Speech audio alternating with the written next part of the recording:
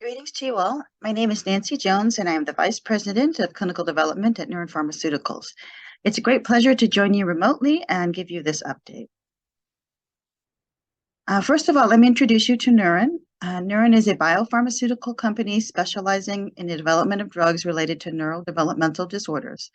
We are a small team, and we're all dedicated to finding new treatments for patients who are affected by a rare genetic disease and have great medical needs, but to date have no specific treatment. The table gives an overview of our clinical program. We have two new drugs in development.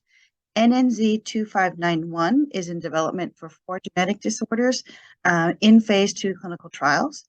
The first molecule is called Trofinetide and is our most advanced program. We have completed a phase 2 study for Fragile X syndrome. As you can see, we are evaluating Trofinetide as a potential treatment for Rett syndrome. And a phase 3 clinical trial has been completed. A phase 3 clinical trial is a large study that's designed to provide the evidence for regulatory approval. It was our partner for North America, Acadia Pharmaceuticals, that conducted this phase 3 clinical study and submitted a new drug application, or an NDA, which is the application for approval of a new drug in the United States, and that was submitted to the Food and Drug Administration, the FDA. So what is trofinetide and why might it be useful for the treatment of Rett syndrome? So before talking about trofinetide specifically, it is useful to talk a bit about insulin-like growth factor, or IGF-1, and to understand how IGF-1 works in the brain normally. So on the left is a picture of the cells in the brain. The orange cells are the neurons, which are the main cells that you have for functioning of the brain. And there are other cells that support the neurons, notably the microglia that are shown here in brown and the astrocytes that are shown here in green. The microglia help with the growth and also the maintenance of the structures of the neurons and also the function of the neurons. And this includes the dendritic spine. So those are those brain things that branch out from the neuron and they receive the messages from other cells. So naturally in the brain, all of these cells produce IGF-1. And IGF-1 is a growth factor. It's produced throughout the body. And in the brain, it's responsible for the growth and the regulation of neurons. And it's also responsible for the communication or the connection between those neurons, which are called the synapses. So here we see the IGF-1 molecule. And when it does its job naturally, it separates into smaller parts, or what are called metabolites. And one of these small parts is a GPE. And GPE is the terminal tripeptide of IGF-1. And what trofinetide is a synthetic analog of GPE, and it basically replicates the function of GPE. So what's an analog? An analog is something that has almost exactly the same structure, chemical structure, as the naturally occurring molecule, but has one small change. And here you can see at the bottom the chemical structure of GPE on the left and trofinetide. And they're exactly the same, except there's addition of a methyl group, as you'll see on the right, for trofinetide. And one question people may ask is, well, why wouldn't you then just use GPE as a drug, as a medication? And that's a good question. So essentially, what are the benefits of this change? So what this change does is that gives trofinetide better characteristics to be a drug or a medication. And in this case, for example, it stays longer in the body. So if you see on that the graph on the bottom, this is an animal model in a rat. GPE was found to last for 5 minutes, but trofinetide lasted for 74 minutes, which is more advantageous because it would mean that you would be required to take the treatment fewer times per day because it lasts longer in the body. And that's just one example of sort of the properties that can be improved to make it better to use as a medication. Another important question, obviously, is the relevance of trofinetide for Rett syndrome.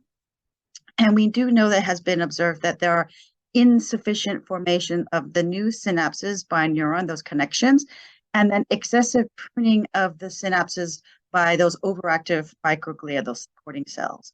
So trofinetide is thought to improve synaptic function and restore synaptic structure. And it inhibits overactivation of inflammatory microglia and astrocytes, so supporting cells, and then also to increase the amount of IGF-1 in the brain. In preclinical studies, we have also specific evidence for Rett syndrome. So I'm showing here the results from a mouse model. And in that mouse model, we found that GPE treatment improved the effects of Rett syndrome. So specifically in this study, it increased lifespan, brain weight, and also the density of those dendritic spines. And then on the right-hand side, you see in a cell-based study, so this is looking at the effect on cells, we found that GPE and IGF-1 can correct neuronal deficits caused by MECP2 mutant astrocytes. So supported by this information, 2 phase 2 studies were conducted. And phase 2 studies are studies to assess the safety and provide the indications of efficacy. So on the left here is the findings from study Rett 001. Rett 001 was a double-blind, placebo-controlled study with 56 participants, 60 to 45 years old. And participants were randomly assigned to receive 1 of 2 doses of trofinetide or placebo for 28 days. Trofinetide was well tolerated, and there were encouraging trends for efficacy. The Rett 02 study was a double-blind, placebo-controlled study with 82 participants between the ages 5 and 15 years old. Trofinetide was also well tolerated in the study, and for the highest dose, we observed improvement in 2 assessments. That was in a questionnaire for the caregiver, which assessed key Rett symptoms, and also in the clinical global impression of improvement, which is a clinician measure of overall improvement. Daffodil is another study, a phase 2 study, which is an open label study looking at young children aged 2 to 5 years old. The goal for this study is to evaluate safety and pharmacokinetics. And pharmacokinetics means learning how the drug is used and absorbed by the body. And this study is ongoing, but no longer enrolled. So the phase 3 program consists of 3 studies. Lavender, and that is the controlled double-blind study. Lilac, which is the open-label treatment study. And then Lilac-2 is a study for participants who complete the Lilac study but can continue on the drug until the new drug application is reviewed. So Lavender was randomized, double-blind, placebo-controlled study. The duration of treatment was 12 weeks. The study included 187 girls and women aged 5 to 20 years old. The co-primary efficacy assessments were the RSBQ and the CGI-I. Secondary efficacy assessment was the communication and symbolic behavior skills developmental profile, specifically the social composite score. That's the CSBS. The CSBS is an assessment of early communication behaviors. This includes emotion, engage, gestures, communication of needs and requests. And the study was conducted in the United States. So a little bit more about the co-primary efficacy measures. So the Rett Syndrome Behavior Questionnaire is a validated 45-item rating scale. It's completed by the caregiver. And the evaluation covers 8 areas specific to Rett. It's scored from 0 to 2, and higher scores indicate more impairment. And this measure has been correlated with functioning and quality of life in Rett. The Clinical Global Impression Scale of Improvement, or CGI-I, is a global assessment of change completed by the clinician. The scores range from 1 to 7, with scores of 1 to 3 indicating improvement, 4 indicating no change, and 5 to 6 are scores that indicate worsening. The overall findings for the Lavender study are presented here. There were statistically significant separation from placebo on the 2 co-primary endpoints, and there was also statistically significant separation from placebo on the key secondary endpoint. I'll talk now in more detail about the Lavender study. And here we see the summary of the participant characteristics. So the treatment groups, the different treatment groups, placebo and trofinetide, were similar for age and also the baseline severity on the CGI-I, which is a global impression of severity. And just over half the girls were between 5 to 10 years old. Just over a quarter were between 11 to 15 years old, and about 20% were between 16 and 20 years old. And based on the CGI-S, the majority of participants were moderately or markedly ill, and very few were considered extremely ill. Here are the results for the RSBQ and the CGI-I in detail. We observed a statistically significant improvement in RSBQ compared to placebo, and we observed a statistically significant improvement of CGI-I in the trofinetide group compared to placebo. For the secondary endpoint on CSBS, there was a statistically significant separation from placebo. So what types of symptoms changed? This can be seen on the RSBQ, which has subdomains in addition to the total score.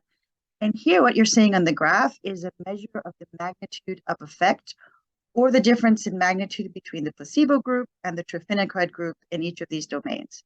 The direction on the left indicates a change in favor of trofinetide. And as you can see, all the subscales were directionally in favor of trofinetide. And another important point is to note that the effect was not actually due just to a single subscale. Here we see the findings for safety. The most common adverse events were diarrhea, observed in 81% in the trofinetide group versus 19% in the placebo group. In the trofinetide arm, of those that had the diarrhea, 97% were characterized as having a case that was mild to moderate. The next most common adverse event was vomiting, 27% in the trofinetide group and 10% in the placebo group. And in the trofinetide arm, 96% were characterized as having cases that were mild to moderate. Serious adverse events were observed in 3% of the study participants in both the trofinetide and the placebo groups. So what is the status of the new drug application? Acadia submitted the new drug application in July of 2022 for the treatment of Rett syndrome in patients 2 years of age and older. The FDA accepted the NDA for a priority review, so the decision date set for the 12th of March in 2023. The decision will be based on review of the pivotal efficacy, which is the positive phase 3 Lavender study, supportive efficacy, which is from the phase 2 trial in Rett syndrome, and then also the safety data from the completed and ongoing studies. As of the date of the recording of the presentation, the decision date had not yet been reached, and an update on the outcome of the review on March 12th would be announced on our website. And what is the current situation for the European market? Neuren retains ownership of trofinetide outside North America, including Europe, and Neuren is currently in discussions with potential commercial partners for Europe.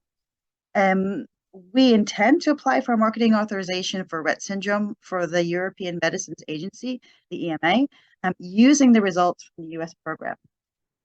We have received scientific advice from several national regulatory agencies, which indicated the steps to follow to increase the probability of a positive approval.